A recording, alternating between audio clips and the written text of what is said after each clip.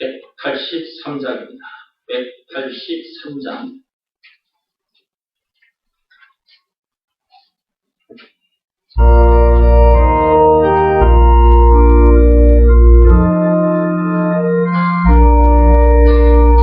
빙글에 가는 불같이 질려는 나의 영혼, 주님의 약속한 성령 간절히 기다리네. 아무런 내 마른 땅에 단비를 내리시듯 성령의 단비를 부어 새 생명 주옵소서. 반가운 빗소리 들려 산천이 춤을 추네. 덮여 내리는 성령 내게도 주옵소서. 아무런 내 마른 땅에 단비를 내리시듯 성령의 단비를 부어 내 생명 주옵소서. 가물어 내 마른 땅에 단비를 내리시듯 성령의 단비를 부어 새 생명 주옵소서.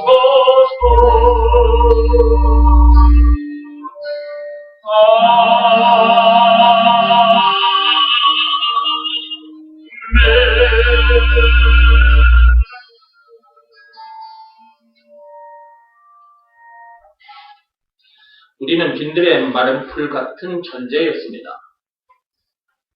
무슨 사건으로 인해 그렇게 된 것이냐 하면 선악과 사건으로 인해 그렇게 된 것입니다.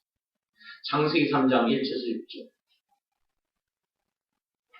그 죄로 인해서 우리 영혼이 마른 풀같이 되어버렸어요. 그런 상태에서 세상을 살고 있는 거죠. 그런데 그렇다는 것조차도 모르고 사는 사람들이 많습니다. 몸만 있는 것인 줄 알고 그 몸에 필요한 것들만 얻기 위해서 학생들은 학교에서, 어른들은 일터에서 열심히 쫓아가고 그렇게 달려가다가 그 몸마저도 죽게 됩니다. 그걸로 끝이 아닙니다. 예수님께서 다시 오시는 날 몸을 다시 입게 됩니다. 예수가 그리스도라는 것을 믿으라는 말씀에 순종하는 자들이나 불순종하는 자들이나 모두가 다 다시 몸을 입게 돼요. 그런 후에 예수가 그리스도라는 것을 믿으라는 말씀에 불순종한 자들은 지옥 불못에 던져지고 거기서 영벌을 받게 되고, 예수가 그리스도라는 것을 믿으라는 말씀에 순종한 자들은 예수님과 함께 천국에서 영생, 복락을 누리게 되는 것입니다. 그러니까 예수가 그리스도라는 이 말이 무슨 말인지를 제대로 알고 그것을 믿으라는 말씀에는 순종해야 하는 것입니다. 다른 방법으로는 구원 받을 수가 없거든요. 장차 다시 오실 그 예수님과 그 천국에서 영생 복락을 누릴 수가 없어요. 그리고 이 땅에 발을 딛고 있는 동안도 이런저런 문제들을 만나게 되는데 그런 문제들을 이기지 못합니다. 메마른 불처럼 그런 상태이기 때문에 문제들을 이길 수가 없는 거예요. 이런저런 문제들을 만나면서 염려하고 속상해하고 원망 불평하고 신경질 짜증을 내고 사람 탓, 환경 탓, 세상 탓을 하며 살다가 그러다가 죽어요. 그런 삶이 계속 반복됩니다. 그러다 보니까 우울증, 불면증, 강박증, 대인기피증, 피해망상증, 공황장애 이런저런 문제들을 만나게 되는 것입니다. 그러다가 결국은 죽게 되죠. 무슨 사건으로 인해서 그렇게 된 거냐? 또 얘기합니다. 선악과 사건. 마귀에 의한 인간의 오리지널 죄. 그 죄 때문에 죽음 문제를 비롯한 인생의 모든 문제를 만나게 된 것이죠. 영혼은 이미 죽은 상태예요. 영혼은 마른 풀처럼 그런 상태예요. 하나님을 떠났기 때문에 이미 죽은 거예요. 그런 상태로 세상을 살아가고 있는 거죠. 그런데 그런 우리를 구해 주시려고 예수님께서 오셨고요. 그분은 맨 처음 사람 아담 하와가 선악과 사건에 빠지자마자 창세기 3장 1절에서 6절 보내주시겠다고 약속을 하셨거든요. 창세기 3장 15절에 하나님께서 여자의 후손을 보내주시겠다고 그랬잖아요. 그 여자의 후손이 지금으로부터 2000년 전에 이 땅에 이 세상에 오셨습니다. 그게 마태복음 1장 16절입니다. 거기 보면 그리스도라고 칭하는 예수가 나시니라 그렇게 되어 있습니다. 여자의 후손이라는 그 말이에요. 여자의 후손이라 칭하는 예수가 나십니다. 메시아, 구세주라 칭하는 예수가 나십니다. 뿐만 아니라 죄와 마귀와 죽음 문제를 비롯한 인생의 모든 문제의 답이라 칭하는 예수가 나십니다. 영생은 물론 천국을 비롯한 하나님의 모든 보화라 칭하는 예수가 나십니다. 길이요 진리요 생명이라 칭하는 예수가 나십니다. 왕, 제사장, 선지자라 칭하는 예수가 나십니다. 마태복음 1장 16절에 그리스도라고 칭하는 예수가 나십니다. 그 말 속에는 이렇게 엄청난 내용이 들어있는 것입니다.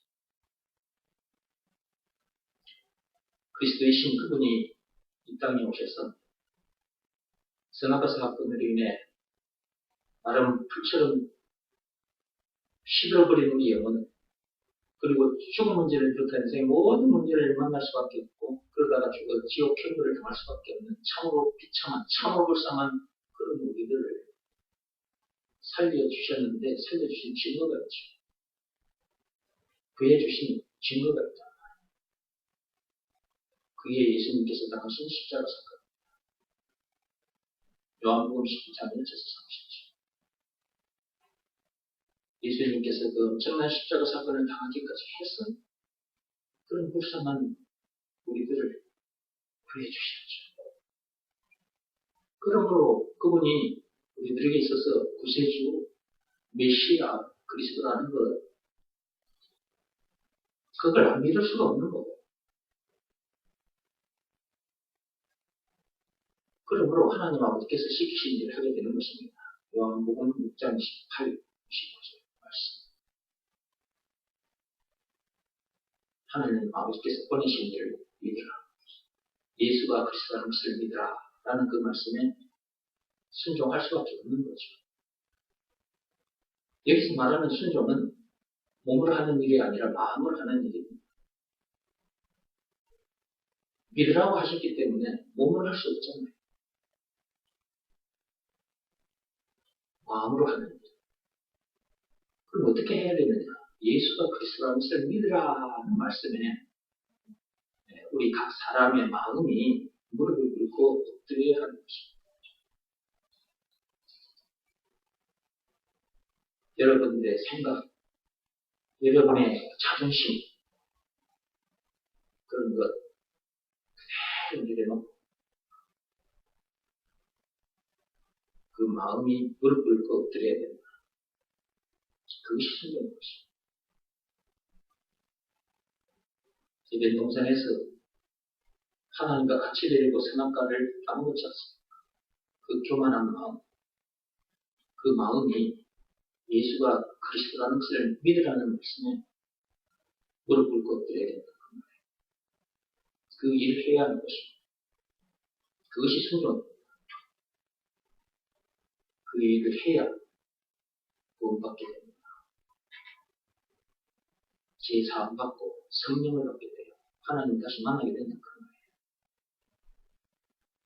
이 말은 그 영혼이 새 생명을 얻게 돼요. 새로운 피조물을 그대로 남게 됩니다.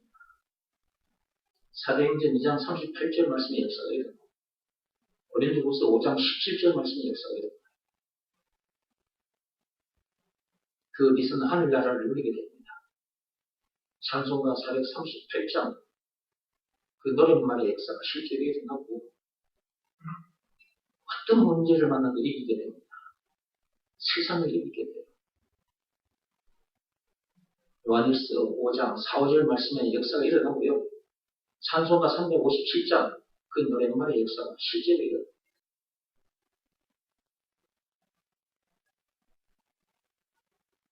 그러기에 예수가 그리스도라는 것을 믿는 말씀에 순종하는 것이 너무너무 중요한 것입니다. 더 이상 문제될 것도 없고 더 이상 부족함도 없는 그런 참으로 행복한 삶을 살게 되니까 자기에게 주어진 시간, 재물, 이 육신의 생명 가지고 저 세상 사람들을 살리는 일에다가 다 던지게 되는 거죠. 이것이 이웃을 사랑하는 것이고 민족을 사랑하는 것이고 인류를 사랑하는 것입니다. 이 삶이 진짜 아름다운 삶인 것입니다. 우리 모두 이런 삶을 살다가 천국에서 만납시다. 1절 찬송했습니다.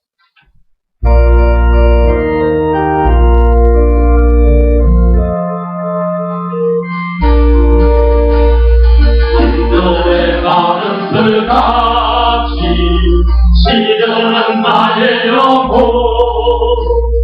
주님의 약속한 성령 간절히 기다리네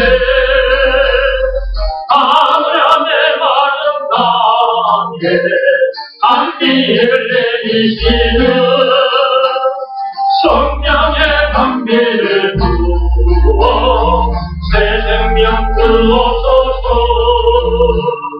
빈들의 마른 불같이 시드는 나의 영혼 주님이 약속한 성령 간절히 기다리네 사물함의 마른 땅에 단비를 내리시는 성령의 담비를 부어 새 생명 주옵소서.